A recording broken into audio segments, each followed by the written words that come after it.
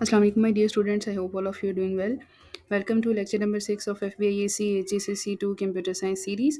आज के लेक्चर में हम चैप्टर नंबर 3 का टॉपिक 3.2.6 डिस्कस करेंगे, जो कि बेसिकली डिक्शनरी और लिस्ट का कम्बिनेशन है। यानी अगर हम एक डिक्शनरी बनाना चाहते हैं जिसके अंदर हमने बात की थी कि डिक्शनरी में दो इंपॉर्टेंट चीज़ें होती हैं, की और एक वैल्यू। तो लेट्स सपोज कि अगर हम वैल्यू में पूरी लिस्ट स्टोर कराना चाहें या लिस्ट को एज अ वैल्यू स्टोर कराना चाहें डिक्शनरी के अंदर, तो वो हम कैसे करा सकते हैं। तो आज के लेक्चर में हम जो है वो प्रैक्टिकली पूरा ये इम्प्लीमेंट करके देखेंगे कि किस तरीके से हम एक ऐसी डिक्शनरी बना सकते हैं जिसमें list as a value save होगी, और फिर हम उसे कैसे मैनिपुलेट कर सकते हैं। यानी हम उसमें कैसे नया डाटा इंसर्ट कर सकते हैं, अपडेट कैसे कर सकते हैं, डिलीट कैसे कर सकते हैं, कोई इन्फॉर्मेशन सर्च करनी है तो वो हम कैसे कर सकते हैं।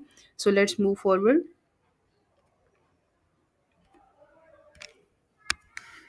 सबसे पहले समझते हैं कि list as a value in dictionary का मतलब क्या है। देखिए, हमने डिक्शनरी की बात की थी कि डिक्शनरी बेसिकली की वैल्यू पेयर होता है। यानी आपकी एक की होती है और उसके अगेंस्ट हम कोई उस की के अगेंस्ट कोई वैल्यू स्टोर करते हैं जिसको वो की रिप्रेजेंट करती है। और लिस्ट में हमने बात की थी कि लिस्ट हमारी कलेक्शन ऑफ आइटम्स होती है, जहाँ पर हम मल्टीपल आइटम्स को इकट्ठा एक वेरिएबल के अंदर स्टोर कर देते हैं और उसे हम कहते हैं ये हमारी लिस्ट है। तो अब हमने करना ये है कि हमने अपनी डिक्शनरी के अंदर की के अगेंस्ट पूरी लिस्ट स्टोर करनी है। यानी एक वैल्यू स्टोर नहीं करनी, मल्टीपल वैल्यूज़ को इकट्ठा करके एक लिस्ट बना के स्टोर करना है, और हमारी जो की है वो उन तमाम मल्टीपल वैल्यू को बेसिकली शो करेगी या रिप्रेजेंट करेगी। जैसा कि आप यहाँ देख सकते हैं कि हमने स्टूडेंट की एक डिक्शनरी बनाई जिसमें लेट्स सपोज अगर सारा है तो सारा हमारी की है, और आगे लिस्ट में रजिस्ट्रेशन नंबर, मार्क्स, हम फादर नेम भी लिख सकते हैं, कॉन्टैक्ट नंबर लिख सकते हैं। तो वो तमाम चीज़ें जो हम लिस्ट के अंदर लिखेंगे वो पूरी की पूरी लिस्ट होगी, और सारा की जो है वो उस लिस्ट के हर आइटम को और बेसिकली उस पूरी लिस्ट को रिप्रेजेंट करेगी और शो करेगी। इस तरीके से हम अपनी डिक्शनरी के अंदर एक की के अगेंस्ट मल्टीपल वैल्यूज़ को और इन्फॉर्मेशन को स्टोर करा सकते हैं, जो कि एक बेहतर तरीके से डाटा को ऑर्गेनाइज़ भी करेगी। और जहाँ पर हमारी ऐसी रिक्वायरमेंट हो कि कॉम्प्लेक्स डाटा हो, जहाँ पर हमने एक की से बहुत सारी इन्फॉर्मेशन को रिप्रेजेंट कराना हो या डाटा कहीं से रिट्रीव करना हो, उसको मैनिपुलेट करना हो, उसको चेंज करना हो, प्रोसेस कराना हो, तो वहाँ पर ये चीज़ हमारे लिए बहुत हेल्पफुल होती है। तो अब हम ज़रा अपनी बुक की एग्ज़ाम्पल के थ्रू समझते हैं कि किस तरीके से हम जो डिक्शनरी है उसके अंदर लिस्ट को यूज़ करके उसे कैसे अपडेट, डिलीट, प्रोसेस करा सकते हैं, और अगर कोई इन्फॉर्मेशन सर्च भी करनी हो और एक्सेस करनी हो, अगर पूरी हमने जो लिस्ट है उसको एक्सेस करना हो तो कैसे कर सकते हैं, स्पेसिफिक एलिमेंट को कैसे एक्सेस कर सकते हैं। तो ये सब हम अपनी अगले कोडिंग के थ्रू समझेंगे नेक्स्ट स्लाइड के अंदर कि ये किस तरीके से हम काम परफॉर्म कर सकते हैं। ओके स्टूडेंट्स, तो अब सबसे पहले हम जो है वो अपनी डिक्शनरी क्रिएट करते हैं, और फिर हम जो है वो उस डिक्शनरी के अंदर अपनी लिस्ट को एज अ वैल्यू स्टोर करेंगे। देखें, सबसे पहले तो हमें डिक्शनरी क्रिएट करने के लिए डिक्शनरी का नाम रखना होगा, क्योंकि ये डिक्शनरी स्टूडेंट के डाटा को रिप्रेजेंट करेगी, इसलिए मैंने इसका नाम स्टूडेंट रखा। और अब इसके अंदर मैंने क्या करना है डिक्शनरी के अंदर, क्योंकि हमेशा हमने बात की थी कि दो ही चीज़ें होती हैं, एक की और एक उसकी वैल्यू। तो यहाँ पर क्योंकि स्टूडेंट की डिक्शनरी बना रहे हैं, तो हमारा ऑब्वियसली जो की होगी वो स्टूडेंट नेम होगा। लेट्स सपोज मैंने यहाँ लिखा सारा, तो उसका मतलब है सारा मैंने क्या बना दिया, सारा को की। अब इस की मैंने को वैल्यू स्टोर करनी है। अब से पहले हमने जब डिक्शनरी बनाई थी तो हमने सिर्फ एक की वैल्यू स्टोर करके देखी, ताकि हम उसको अंडरस्टैंड कर सकें। अब हमने क्या करना है कि हम अपनी की के अगेंस्ट पूरी लिस्ट स्टोर करना चाहते हैं। यानी सारा का जितना भी डाटा है वो मैं लिस्ट के अंदर स्टोर कर सकती हूँ, और फिर सारा की को यूज़ करके मैं उस पूरे डाटा को एक्सेस कर सकती हूँ, जिस तरह से भी मुझे एक्सेस करना है। आइदर पूरा डाटा इकट्ठा एक्सेस करना है, या फिर आइटम बाय एलिमेंट, यानी एक एक आइटम या एक एक एलिमेंट को एक्सेस करना है। तो it's all up to requirement. अब करते क्या हैं कि लिस्ट बनाते हैं। अब लिस्ट बनाने के लिए सबसे पहले सारा का रजिस्ट्रेशन नंबर स्टोर करते हैं। रजिस्ट्रेशन नंबर को डबल इन्वर्टेड कॉमास के अंदर लिखने का मकसद ये है कि ये एक स्ट्रिंग है, क्योंकि रजिस्ट्रेशन नंबर नॉर्मली आपने देखा होगा कि उसमें कुछ ना कुछ अल्फ़ाबेट भी इन्वॉल्व होते हैं, वो टोटली नंबर नहीं होता। तो इस वजह से हमने उसे स्ट्रिंग रखा ताकि हमारे कोई इस तरह का एरर ना आए। जैसे लेट्स सपोज मैंने C-45 लिखा ताकि पता चले कि ये रजिस्ट्रेशन नंबर है, स्ट्रिंग में हो सकता है, यानी ये सिर्फ नंबर नहीं होगा, इसमें अल्फ़ाबेट्स भी इन्वॉल्व हो सकते हैं, इसलिए इसे डबल इन्वर्टेड कॉमास के अंदर लिखा। ये रजिस्ट्रेशन नंबर हो गया। लेट्स सपोज मैंने 3 सब्जेक्ट के मार्क्स लिखने हैं, एक में 89 है, एक में 87 है, एक में 78 है। तो इसका मतलब क्या हुआ कि मैंने सारा की जो की है उसकी जो इन्फॉर्मेशन है वो एक लिस्ट में स्टोर की है, जिसमें उसका रजिस्ट्रेशन नंबर और 3 सब्जेक्ट मार्क्स शामिल है। अगर आप यहाँ फादर नेम वगैरह लिखना चाहते हैं तो कॉमा डाल के डबल इन्वर्टेड कॉमास के अंदर वो भी लिख दें, देयर इज़ नो इशू। तो इसका मतलब क्या हुआ कि हमने एक सारा की बनाई और उसके अगेंस्ट पूरी लिस्ट उसकी इन्फॉर्मेशन की लिस्ट की फॉर्म में स्टोर कर दी। लिस्ट स्क्वायर ब्रैकेट्स होती है इसलिए स्क्वायर ब्रैकेट्स यूज़ किए हैं। ये हमारा डिक्शनरी का एक एलिमेंट हो गया, यानी एक की और एक उसकी वैल्यू हो गई, और इसके बाद हमने कॉमा डाल दिया। अब लेट्स सपोज मुझे 2 से 3 और स्टूडेंट का डाटा डालना है। अगला डाटा हम डाल लेते हैं बिलाल का, और लेट्स सपोज यहाँ पर बिलाल की इन्फॉर्मेशन डालनी है तो कॉलन डाल के मैं उसकी लिस्ट बना लूँगी। उसकी लिस्ट में भी उसी तरह पहला रजिस्ट्रेशन नंबर देते हैं। लेट्स सपोज सारा का 45 है, बिलाल का 46 कर देते हैं, और क्योंकि वहाँ सी छोटा लिखा हमने तो यहाँ भी स्मॉल लेटर में लिखते हैं। और बिलाल के भी 3 मार्क्स के सब्जेक्ट्स 3 सब्जेक्ट के मार्क्स डाल देते हैं, 78, 89 और 90। अब एक और कर लेते हैं, लेट्स सपोज एक कर लेते हैं, हम अपनी की बनाते हैं और की बनाते हैं जैद, और इसकी भी एक लिस्ट बना लेते हैं। लेट्स सपोज उनको C45, C46, तो इसको दे देते हैं C47, और इसके भी 3 सब्जेक्ट के मार्क्स लिख देते हैं कोई भी। और यहाँ इस तरीके से हमने एक डिक्शनरी क्रिएट कर ली जिसके अंदर हमारी की जो है वो पूरी एक लिस्ट ऑफ इंफॉर्मेशन को, यानी कलेक्शन ऑफ इंफॉर्मेशन को स्टोर करिए। स्टूडेंट का सारा डाटा हमने एक लिस्ट के अंदर स्टोर कर दिया है। तो ये बेसिकली हमारा क्या हो गया, use of list as a dictionary. लेकिन अब इसको प्रोसेस कैसे कराना है, इसको यूज़ कैसे करना है, किसी एलिमेंट को एक्सेस करना है कैसे है, ये अब यहाँ पर क्वेश्चन आता है। अब यहाँ पर 2 बातें पहले तो समझनी है। देखिए, आपसे पहले हमने जब भी अपने वैल्यू को एक्सेस करना होता था किसी की तो हम कहते थे पहले डिक्शनरी का नाम लिखो और उसके बाद अपनी की का नाम लिखो, तो आप उसकी वैल्यू को एक्सेस कर सकते थे, जैसे हमने अपनी एग्जांपल्स के अंदर किया। अब यहाँ पर क्या है कि हमारी जो की है उसकी जो वैल्यू है वो फर्दर खुद जो है वो एक लिस्ट है। तो इसका मतलब क्या है कि लिस्ट में तो इन्फॉर्मेशन इंडेक्स की फॉर्म में स्टोर होती है। पहला इंडेक्स 0 होता है, अगला इंडेक्स 1 होता है, अगला इंडेक्स 2 होता है और अगला इंडेक्स 3 एंड सो ऑन। तो इसका मतलब क्या हुआ कि लेट्स सपोज अगर मुझे सारा का रजिस्ट्रेशन नंबर एक्सेस करना है, यानी मुझे पता करना है कि रजिस्ट्रेशन नंबर सारा का क्या है, और मैं वो रजिस्ट्रेशन नंबर वेरिएबल के अंदर स्टोर कराना चाहती हूँ, तो इसका मतलब क्या है कि मुझे पहले तो अपनी डिक्शनरी को एक्सेस करना है, फिर मुझे डिक्शनरी को यूज़ करते हुए अपनी की जो है वो पास करनी है। की मेरी क्या है, लेट्स सपोज सारा। अब सारा की जो की है वो तो मेरे पास आ गई, बट मैंने उस की का क्या एक्सेस करना है, उसकी फर्दर लिस्ट जो है उसका एक स्पेसिफिक आइटम एक्सेस करना है जो कि क्या होगा, जो कि होगा 0। यानी अब क्या हुआ कि हमने पहले अपनी डिक्शनरी को देन उसकी की को यूज़ करते हुए उसकी जो लिस्ट थी उसके पहले आइटम को एक्सेस कर लिया, दैट इज़ 0, क्योंकि रजिस्ट्रेशन नंबर 0 पे स्टोर था। और अब अगर हम इसको प्रिंट कराते हैं और प्रिंट में हम लिख देते हैं कि सारा रजिस्ट्रेशन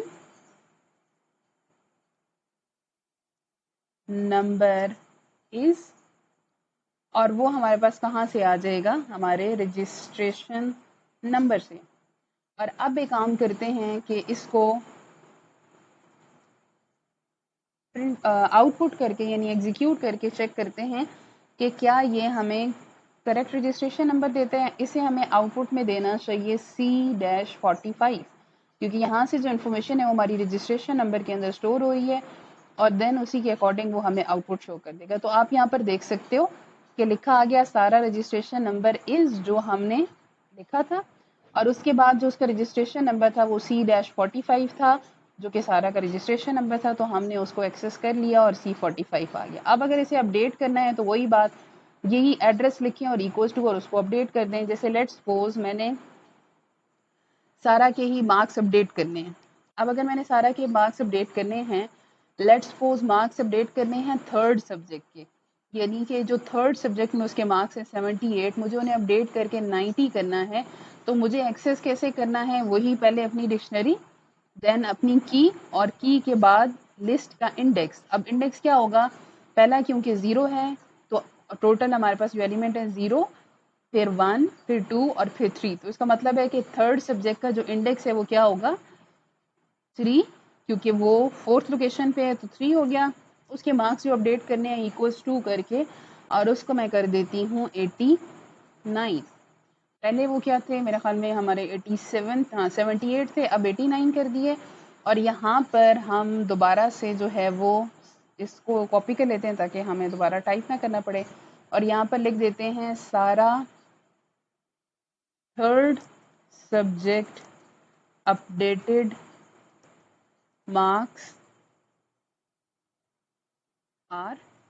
और यहाँ पर अब रजिस्ट्रेशन नंबर की जगह हम अपनी डिक्शनरी को पहले एक्सेस करते हैं, फिर सारा की को यूज़ करते हुए उसके जो थर्ड एलिमेंट है उसको एक्सेस करते हैं। तो यहाँ पर अच्छा ये करेक्ट कर लेते हैं, इधर से हटा देते हैं। तो जहाँ उस वक्त जो भी वैल्यू होगी उस लोकेशन पे वो हमारे पास शो हो जाएगी। तो अगर अपडेटेड मार्क्स होंगे तो ऑब्वियसली वो हमें शो हो जाएंगे, अगर अपडेट नहीं करेगा तो 78 आएंगे, अपडेट हो गए होंगे तो हमारे पास 89 आएंगे। तो इस तरीके से भी हम अपडेट कर सकते हैं। इसके अलावा हमने एक अपडेट का फंक्शन भी पढ़ा था, अगर आपको याद हो। यू कैन सी हियर, पहले आउटपुट देख लें, सारा third subjects marks updated marks are 89।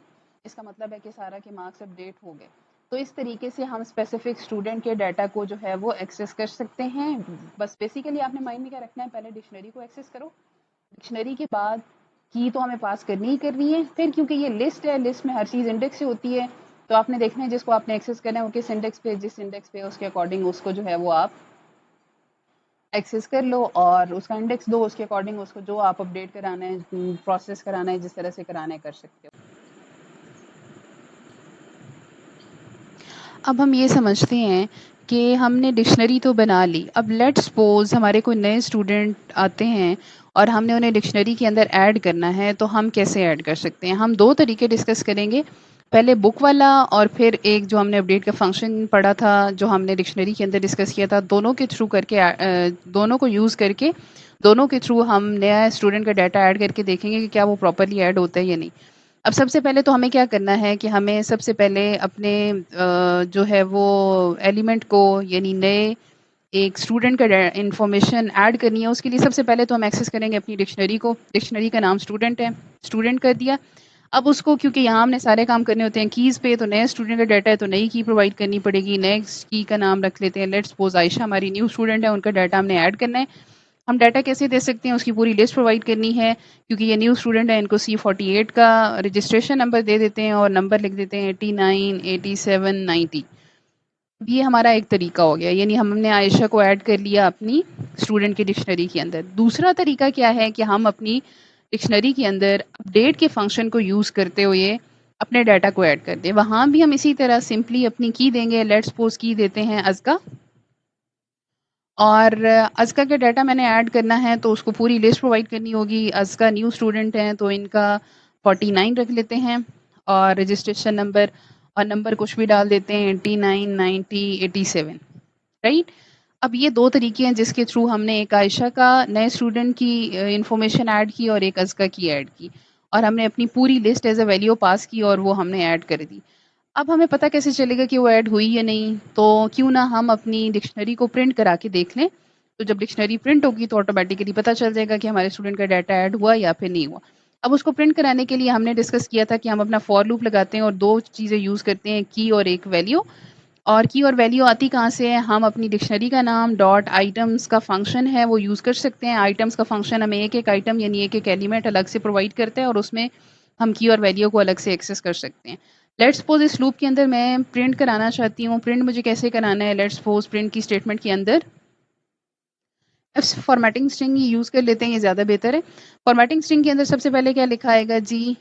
Name, या कर लेते हैं स्टूडेंट नेम।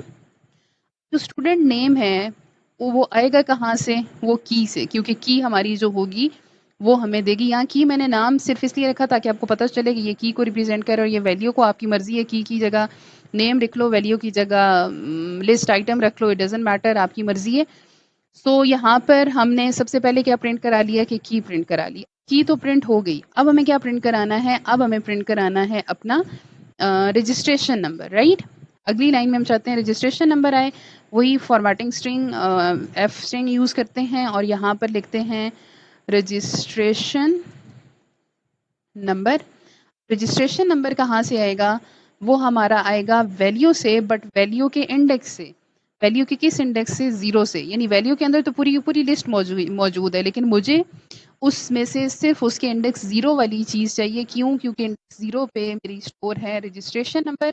तो हर आइटम का जब ये लूप चलेगा, हर एक की एक्सेस करेगा और यहाँ से वैल्यू 0 यानी जो भी फर्स्ट रजिस्ट्रेशन नंबर सबका होगा, वो एक्सेस करता जाएगा। और तीसरी चीज़ क्या एक्सेस करनी है? तीसरी चीज़ में हम एक्सेस कर आप एक ही प्रिंट एफ के अंदर भी लिख सकते हैं।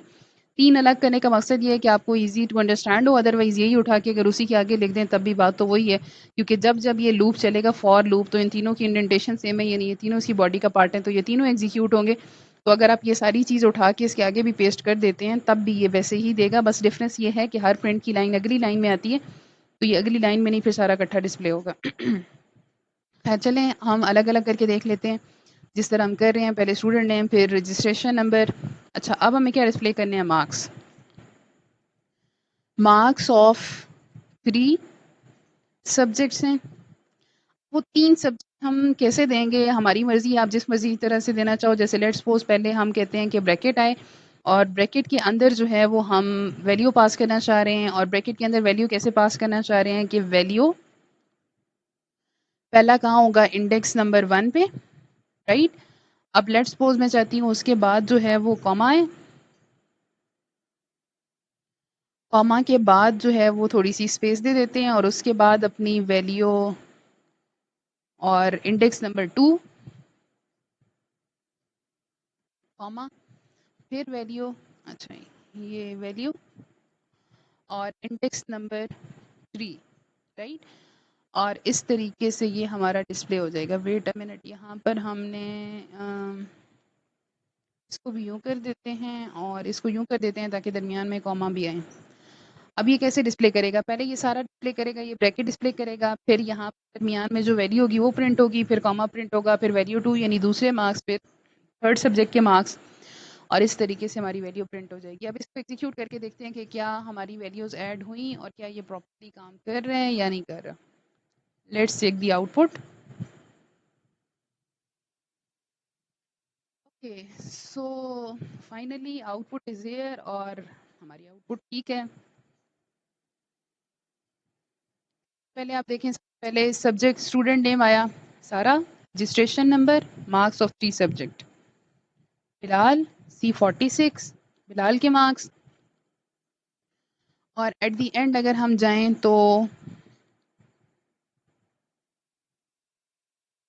सबसे एंड पे ये आयशा का C48 भी आ गया और अज़का के C49 भी आ गया और अज़का के मार्क्स भी आ गए जो हमने इंसर्ट किए थे।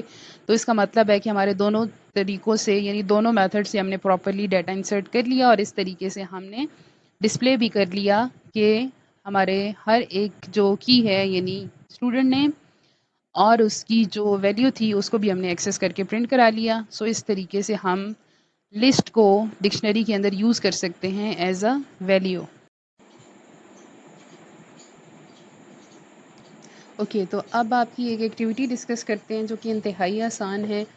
पहले इसकी ज़रा लॉजिक बिल्डिंग चेक करते हैं कि एक्चुअली इसकी लॉजिक कैसी बनाई जाए या हम कैसे करेंगे। वैसे तो क्वेश्चन स्टेटमेंट में ये सब कुछ मेंशन है कि क्या करना है और कैसे करना है, बट लेट्स अंडरस्टैंड इट। सबसे पहले वो कहते हैं प्राइमरी स्कूल है subject teacher such that a teacher teachers only 2 subject to a class. यानी कि बेसिकली हमारी क्लास है और क्लास के अंदर प्राइमरी स्कूल है जिसके अंदर हर क्लास में एक टीचर 2 सब्जेक्ट पढ़ाता है, यानी एक टीचर एक क्लास को 2 से ज़्यादा सब्जेक्ट नहीं पढ़ाता।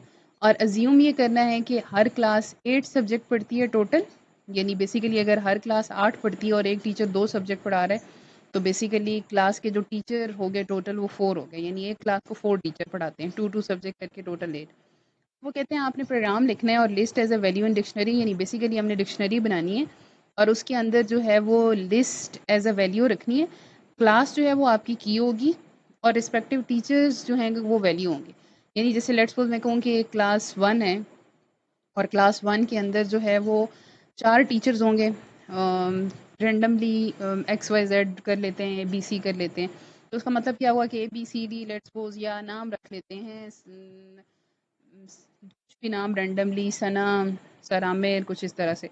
तो इसका मतलब क्या हुआ कि हम एक क्लास के अंदर 4 टीचर्स रख सकते हैं और हमें करना क्या है कि क्लासेस बनानी है। क्लासेस की बनानी है, लेट्स सपोज की बना लेते हैं क्लास 1, क्लास 2, क्लास 3 और टोटल आपकी मर्ज़ी है जितनी मर्ज़ी क्लासेस, क्योंकि क्लासेस तो यहाँ मेंशन है नहीं, तो हम क्लासेस भी जारी कंसिडर कर लेते हैं और सबसे पहले डिक्शनरी बनाते हैं। डिक्शनरी में हमने क्या लिखना है जी, डिक्शनरी में रख लेते हैं, नाम रख लेते हैं क्लासेस इक्वल्स टू डिक्शनरी, क्योंकि कर्ली ब्रैकेट से स्टार्ट होती है, कर्ली ब्रैकेट से डिक्शनरी को स्टार्ट कर लिया। अब क्या करना है, की बनानी है। सबसे पहले की बना लेते हैं क्लास 1, और जो वैल्यू बनानी है वो लिस्ट बनानी है। लिस्ट स्क्वायर ब्रैकेट से होती है और यहाँ पर कुछ टीचर्स के नाम लिखने हैं। मैं टीचर्स के नाम लिखने की बजाय जो है XYZ लिख रही हूँ, आपकी मर्ज़ी है, आप इसकी जगह कोई भी टीचर्स के नाम लिख दें। मेरे माइंड में इतने नाम आ नहीं रहे कि मैं पूरे करूँ, तो इसलिए मैंने XYZ ही रख दिया, XYZ। और क्योंकि हर क्लास को 4 टीचर पढ़ाएंगे तो हम यहाँ पर XYZ और W रख लेते हैं। और एक क्लास को अब अगर एक टीचर 2 सब्जेक्ट पढ़ाएगा तो 8 सब्जेक्ट पर क्लास पूरे हो जाएंगे। सिमिलरली एक और की बना लेते हैं, वो की क्या बनाते हैं, क्लास 2। और क्लास 2 की अब लिस्ट बनानी है, यानी value as a list as a value करनी है। यहाँ पर रख लेते हैं A, B, C और D। और 4 क्लासेस हम बना लेते हैं, काफ़ी हैं। क्लास 3, अच्छा की हमने इसके अंदर लिखनी है, बाकी को छोटा रखे तो इसको भी छोटा ही रखते हैं, क्लास 3 कर लेते हैं। और क्लास 3 के अंदर जो हम बनाते हैं वो बना लेते हैं S और T और U और V। अच्छा, ये सिंगल इन्वर्टेड कॉमा या डालें या डबल डालें, इससे कोई फ़र्क नहीं पड़ता, तो इसमें कंफ्यूज नहीं होना अगर कहीं सिंगल डल गया तो। अब मेरा ख्याल में 3 ही काफ़ी हैं क्लासेस, क्योंकि यहाँ पर कोई ऐसे रिस्ट्रिक्शंस थी नहीं कि इतनी क्लासेस होनी चाहिए हमारी रिक्वायरमेंट के मुताबिक। मेरे ख्याल में सो सिर्फ ये रिस्ट्रिक्शन थी कि एक टीचर 2 सब्जेक्ट पढ़ाता है और एक क्लास 8 सब्जेक्ट पढ़ती है, तो दीज आर इनफ। यहाँ से इस कॉमा को हटा देते हैं। अब ये हमारी बन गई। लेट्स सपोज कि हमें इसे डिस्प्ले कराना है, कि शो भी कराना है कि क्या ये करेक्टली काम कर रही है, तो हमें क्या करना है, अपना फॉर लूप लगाते हैं। फिर वही बात कि क्लास एक हमारी हमें एक्सेस करनी होगी, क्लास कीवर्ड है, तो इसकी बजाय हम कर लेते हैं की और वैल्यू, की और वैल्यू हो गई हमारी। इन चेक किसके अंदर करना है, अपनी डिक्शनरी के अंदर। डिक्शनरी का नाम क्या है, क्लासेस। हमारी डिक्शनरी का नाम है क्लासेस डॉट आइटम्स। का फंक्शन हमारे लिए हेल्पफुल होगा, उसको यूज़ करते हैं। और उसके अंदर हमें करना क्या है, प्रिंट कराना है। प्रिंट हमें क्या कराना है, प्रिंट के अंदर हम अपनी एफ स्ट्रिंग यूज़ कर लें तो ज़्यादा आसान है, क्योंकि एफ स्ट्रिंग के अंदर सिंपली क्या करते हैं, अपनी की और वैल्यू लिख देते हैं। लेट्स सपोज लिखते हैं क्लास और यहाँ पर इसकी की लिख देते हैं, यानी क्लास 1 बेसिकली आएगा। क्लास 1